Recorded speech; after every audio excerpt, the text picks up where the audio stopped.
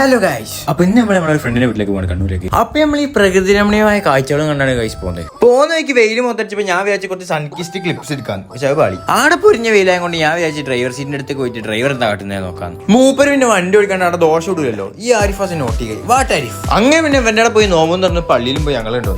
അപ്പാണ് അവന്റെ അമ്മനെ കുറെ സ്പെഷ്യൽ കടികളുണ്ടായിരുന്നു. അവൻ കഴിച്ചിരിക്കുമ്പോഴാണ് മമ്മ തരുന്നത്. അങ്ങനെ പിന്നെ നമ്മൾ മമ്മേനെയും കൂട്ടി നമ്മൾ അവിടെ എല്ലാം വിട്ട് കഴിച്ചു. അപ്പാണ് ഈ ബ്ലഡി ഫോഴ്സ് എനിക്കൊരു സ്ഥലം കാണിച്ചു തരാറ് എന്നെ കൂട്ടിക്കൊണ്ടത്. പക്ഷെ എന്നെ കേട്ടാണ്ട് അവർ പോയത്. ഇടുത്ത സാധനം മറന്നു വെച്ചിട്ട് ഒരു അതേ സ്പീഡ് തന്നെ തിരിച്ചു വന്നു. കേൾക്കുമ്പോൾ ഈ ശാസ്ത്രി ഗൂഗിൾ മാപ്പിലൂടെ അറിയാത്ത ഏതൊക്കെ ഷോർട്ട് കട്ട് കൂടെ കയറ്റിക്കൊണ്ടിട്ട് ഏതോ കാട്ടുമുക്കിലിട്ട് എനിക്കാണെന്നുണ്ടെങ്കിൽ അങ്ങനെ പൊരലെത്തിയായി പോയി. അതിന്റെ ഇടയിലാണ് 2-3 തറാവിക്കള്ളന്മാരെ കണ്ടത്. ഞാൻ പറഞ്ഞ ഈ വീഡിയോ എടുത്ത് ചുമ്മാ കഴിച്ചു കൊടുക്കുന്നത്. അങ്ങനെ അവർ പള്ളിയിലേക്ക് പോയി. അപ്പാണ് എനിക്കൊരു ഡൗട്ട്, എനിക്ക് തന്ത വൈപ്പ് തുടങ്ങിയോ എന്ന്. അങ്ങനെ പോകുമ്പോഴാണ് എന്റെ അടുത്ത കുട്ടികൾ ഇവരാണ് എന്റെ ജ്യൂസിന് വേണ്ടി അടി ഉണ്ടാക്കുന്നത്. ഇവിടെ ഒരു സമാധി ഉണ്ടല്ലോ വെച്ചിട്ട് ഷാദിൽ അതിന്റെ ഇടയിൽ കയറി ഇടപെട്ടി. അപ്പൊ കിട്ടി ഷാദിലിനെ വളർച്ചി.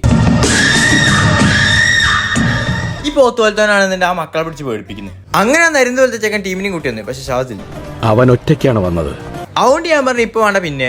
അങ്ങനെ ഒന്ന് സർവത്ത് ഉപ്പിലിട്ട് വാങ്ങി നിന്ന് നമ്മൾ നേരെ മമ്മൂന്റെ അടുത്ത് പോയി. ഈ വായു വളച്ച് വരുന്നതാണ് ഷാനിത്. അങ്ങനെ മമ്മേനാണെന്നുണ്ട് 22 വയസ്സിൽ പെണ്ണിട്ടല്ലോ. പക്ഷെ അവന്റെ ഉമ്മ 30 വയസ്സിൽ അവനെ കൊണ്ട് കെട്ടിക്കുള്ളൂ. അതിനോടാണ് ഒച്ചപ്പാടുണ്ടാക്കാൻ തുടങ്ങി. അപ്പൊ നമ്മള് വേഗം അവിടെ നിന്ന് ഇറങ്ങി. പോകുന്ന വയ്ക്ക് നമ്മള് പുട്ടും മിക്സും കഴിച്ചു. ആളെ നോക്കുമ്പോൾ കിണറ്റിന് വില വരുത്താൻ കിടക്കണേ അസറായിൽ താങ്ങിക്കുന്നതാന്ന് തോന്നുവാനെ. അങ്ങനെ അവിടെ നമ്മൾ വേഗം മംഗലാപുരത്തേക്ക് കയറി. അങ്ങനെ പിന്നെ നമ്മൾ രാവിലെ 3 മണിയാകുമ്പോൾ റൂമിലെത്തി. അപ്പൊ ഓക്കെ ബൈ.